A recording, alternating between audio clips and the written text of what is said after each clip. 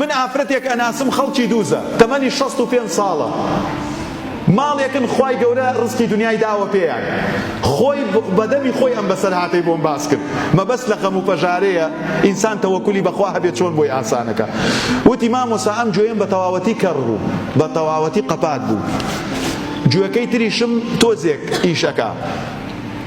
وتی چوینە چەند دکتۆر کوڕەکەشی لەگەڵی باسیە کرد بۆم وتی مامۆستا چەند دکتۆرمان کرد شفای نەبوو وتیان بیبەنەوە بۆ ماڵ چاک نابێت ئەم پیرێژنە کە تەمەنی 65 ساڵە وتی مامۆستا هەر ئاەتێکم بزانیایە بە ڕاست و بە غەڵەت ئەم خوێنە ئەم کردە ناو دەستم و ئەم کردە ناو گوێچکم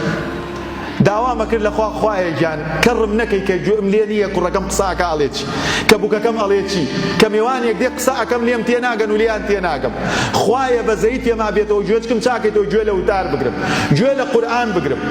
وەڵڵاهی وتی مامۆستا چەند مانگێکی پێچوو گوێچکم کرایەوە گوێم لێ بوو خەڵک قسەیە کرد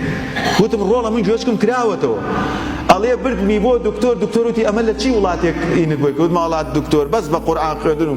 سوبحان الله برای بەڕێزم ئێمە پێویستە ئیشەکانمان تەسلیمی ئەڵڵاکەین خەم و خەفەتەکانمان ئاسان ئەکا کێشەکانمان سووک ئەکا خوای پەروەردگار سوبحانەه وتەعالا بە هەموو شێوازێ لەگەڵ عەبدە ڕازگۆکەیەکی